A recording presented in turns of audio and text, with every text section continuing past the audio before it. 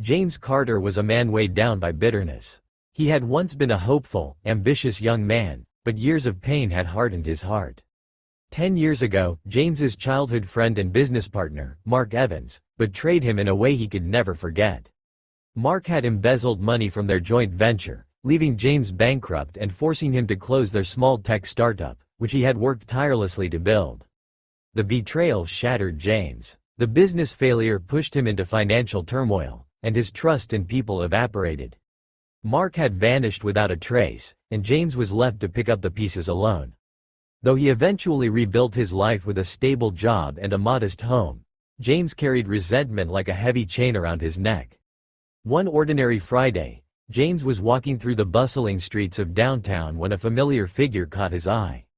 His heart froze. It was Mark. Time had aged him, but there was no mistaking the man who had caused James so much pain. Mark was sitting on the steps of a church, his clothes worn and his face weary. James's mind swirled with conflicting emotions: anger, betrayal, and, surprisingly, curiosity.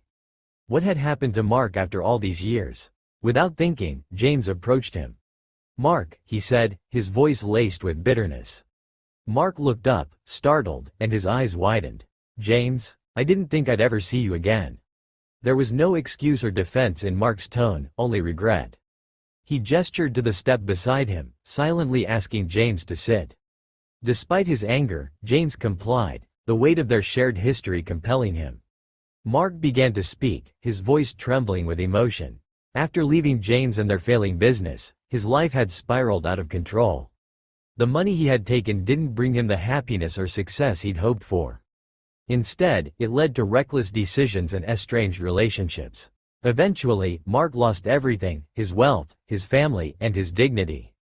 "I was wrong, James," Mark confessed, tears welling up in his eyes.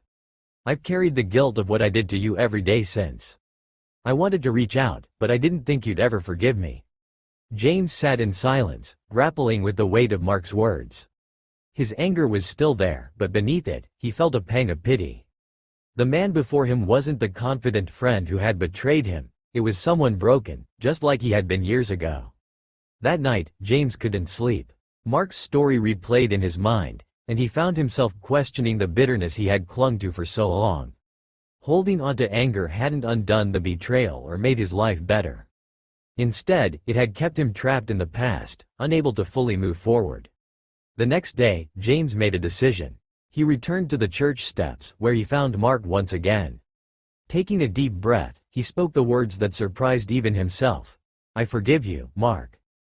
Mark looked at him, disbelief and relief washing over his face. "You do?"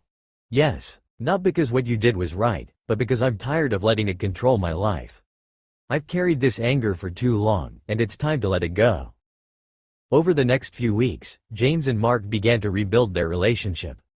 James didn't forget the past, but he chose to see Mark as the man he was now, not the man he had been. Mark, in turn, worked hard to earn James's trust. He found a job at a local charity and began to rebuild his own life, inspired by James's act of forgiveness. For James, forgiveness wasn't just about freeing Mark from guilt, it was about freeing himself. The weight he had carried for years began to lift, replaced by a sense of peace and hope. Forgiveness didn't erase the pain of the past, but it allowed him to focus on the possibilities of the future. Moral of the story: forgiveness is not about condoning wrong actions or forgetting the hurt caused. It is about liberating yourself from the chains of anger and resentment. By forgiving Mark, James reclaimed his life, proving that forgiveness is as much a gift to yourself as it is to the person you forgive.